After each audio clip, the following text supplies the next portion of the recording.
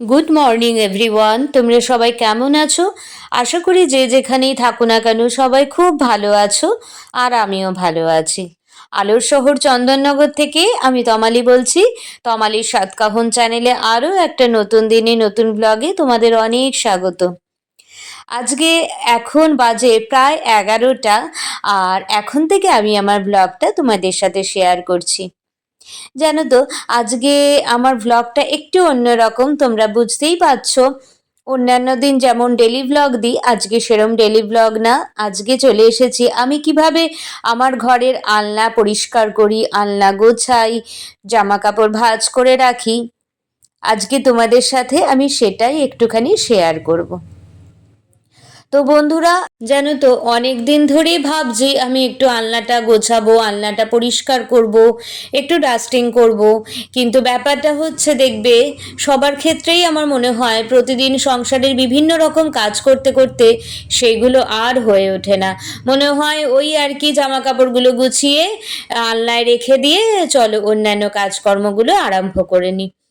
কারণ এতটাই মনে হয় যেন কম সময়, আরও সময় বেশি হলে যেন ভালো হতো, এরকম ব্যাপার। তো আগে থেকে কিছু নির্দিষ্ট করে রেখেছিলাম, আগের দিন রাত্রিবেলায় আমি ঠিক করে রেখেছিলাম আজকে যত কাজই হোক না কেন আমি আমার ঘরের আলনাটা আগে পরিষ্কার করবই, কারণ আমি আর দেখতেই পাচ্ছি না যে আলনাটা এত অগোছালো হয়েছিল। তাই এগুলো সমস্ত কিছু জামা কাপড়গুলো বের করে নিয়ে আলনাটা পরিষ্কার করছে। আলনাটা আমার এমনকি আমার মোছাও হয়নি, জানো তো। তাই ভাবলাম যে না থাক, আজকে সব কাজ আগে সকালবেলা সমস্ত কাজগুলো সেরে নিলাম, সেরে নিয়ে আমি আলনাটা পরিষ্কার করছি। আলনা থেকে জামা কাপড়গুলো সরিয়ে নিচ্ছে। আর জানো তো, ব্যাপারটা হচ্ছে আমার ঘরে আলনার পাশেই না আমার সোফাটা রয়েছে, আর সোফাটা এতটাই ভারী আমার একার পক্ষে ঠেলে সরানো খুব কষ্টকর। কিন্তু যেহেতু আজকে সেরম কেউ ছিল না, আমার বড়ও নেই, আমার মেয়েও নেই, সে কারণে আমাকেই এইগুলো সমস্ত ব্যবস্থা করতে হয়েছে। তাই একদম সকাল সকাল স্নান করে পুজো টুজো দিয়ে কাজকর্ম করে ঘরের কাজ করতে চলে এসেছি। ঘরটা শুধু এখনো ঝাড় দিইনি, কারণ আমি জানি এখান থেকে কিছু ধুলো পড়বে, তাই আগে থেকে ঝাড় দেওয়াটা শুধুই হবে, মানে ব্যর্থই হবে আর কি। তো তার জন্য ঠিক করেছি না, আগে আলনাটা পরিষ্কার করব, আলনাটা আগে গুছিয়ে নিয়ে তারপরে আমি ঘরটা ঝাড় দেব। তো দেখো বন্ধুরা, তোমাদের সাথে তো কথা বলতে বলতে আমার আলনাটা মোছাও হয়ে গেছে। এবার এক এক করে জামা কাপড়গুলো ভাঁজ করে রাখবো। যেই জামা কাপড়গুলো পরা হয় না, যেই জামা কাপড়গুলো একটু অ্যাভয়েড করি, পরি না, সেইগুলো পিছনের দিকে রাখবো, আলনার ওই পিছনের দিকে র্যাকগুলোতে রাখি। আর যেইগুলো পরবো সেগুলো সামনের দিকটা রাখবো। তো এখানে একটা সেই ক্রিসমাস টুপিও রয়েছে, আমার মেয়ের সেই ছোটবেলায় স্কুল থেকে দিয়েছিল, সেটা রেখে দিলাম আর কি। আর এখানে একটু পুরনো বালিশের ওয়ার রেখেছিলাম, বালিশ মানে পিলো কভার। তো সেটা, ওটা দিয়ে আমি আর কি মুছবো, তাই একটা পেয়েছি যখন পাশে সরিয়ে রাখলাম। আলনাতেই ছিল কিন্তু ওটা খুঁজছিলাম, পাচ্ছিলাম না। তো যাই হোক না কেন, ওদিকটা তো আমার গোছানো হয়ে গেছে। এবার এই দিকগুলো আমার ওই সালোয়ার, এই সমস্তগুলো রাখবো আর কি, মানে চুড়িদার ধরনের কিছু জিনিস, জামা কাপড়, এইগুলো আর কি রেখে দেবো। কারণ এই উপরের তাকে যেইগুলো রাখবো বা উপরের র্যাকে যেইগুলো রাখবো সেগুলো মোটামুটি রেগুলার ইউজ করার মতনই জিনিস। রেগুলার ইউজ যেগুলো করব, মানে এদিক ওদিক যাওয়ার জন্য, তো সেগুলো ওখানে রেখে দেবো। আর আজকের ওয়েদারটা তো দেখেছো কেমন ধরনের ওয়েদার, বৃষ্টি পড়ছে সকাল থেকে আরম্ভ হয়েছে আজকে। আমার মেয়ে তো স্কুল যাওয়ার সময় অনেকটাই ভিজে গিয়েছিল, জানো তো। আর ছাতা নিয়ে গেছে, ওর রেনকোটটা একটু ছিঁড়ে গেছে, তাই ছাতাটাই নিয়ে গেছে আজকে। ওর বাবা দিয়ে এসেছে, কিন্তু টোটোয় করে দিয়ে এসেছে, গাড়িতে যায়নি, টোটোয় করে দিয়ে এসেছে, কারণ গাড়িতে গেলে ভিজে যাবে, তাই। তো দেখো বন্ধুরা, এদিকে তো আমার চুড়িদারগুলো সবই মোটামুটি ভাঁজ করে রেখে দিয়েছি। এবার নেক্সট র্যাকটাতে যাব। নেক্সট র্যাকটাতে জানো তো আমি ভেবেছি যে এখানে কিছু ওড়না রাখবো।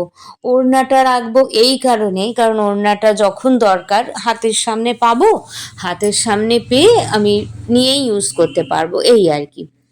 আর জানো তো ব্যাপারটা হচ্ছে আমি এভাবে কেন গোছাচ্ছি বলো তো, একটার উপর একটা পুরোপুরি মানে কভার করে দিচ্ছি না, জানো তো। কারণ আমি তাহলে একটা যেই ভাঁজ করে গুছিয়ে রাখলাম আলনার মধ্যে র্যাকটাতে, আর একটা তার গা দিয়ে রাখবো।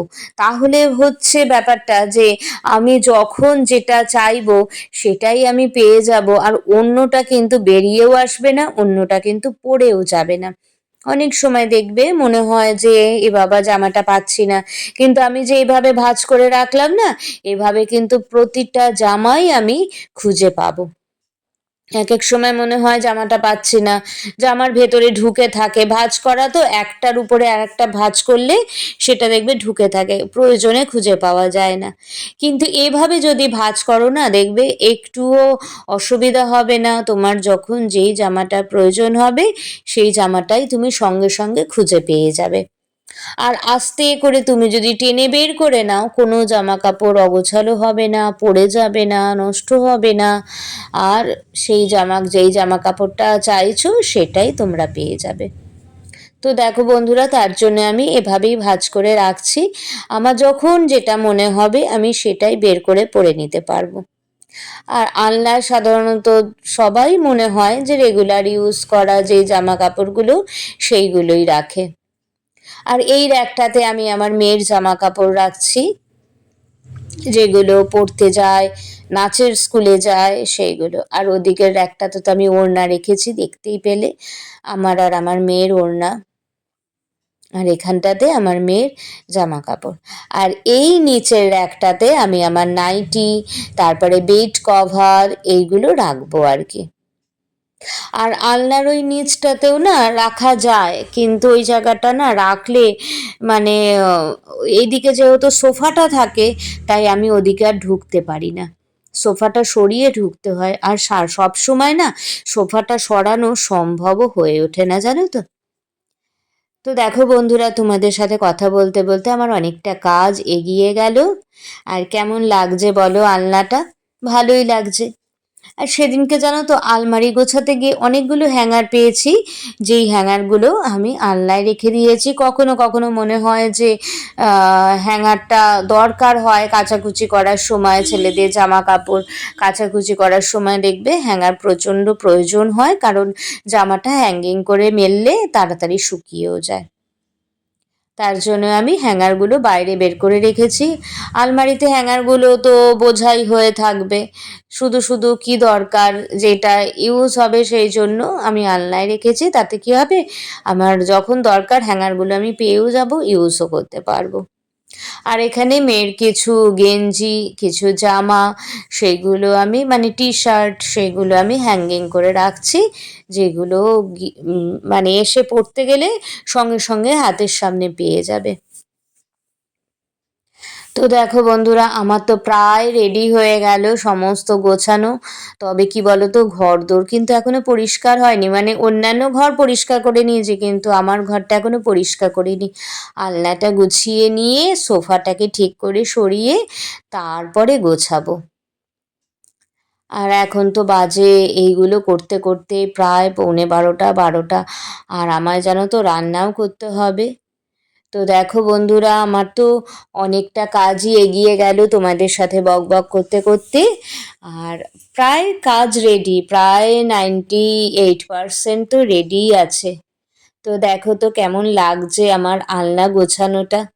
দেখো, প্রথম থেকে আমি একদম নিচ থেকে উপর পর্যন্ত দেখাচ্ছি, দেখো কত সুন্দর লাগছে বলো, বেশ কালারফুল লাগছে। তো চলো বন্ধুরা, আজকের ভিডিওটা আমি এখানেই এন্ড করলাম। যদি ভালো লেগে থাকে আমার চ্যানেলটা সাবস্ক্রাইব করার অনুরোধ রইল।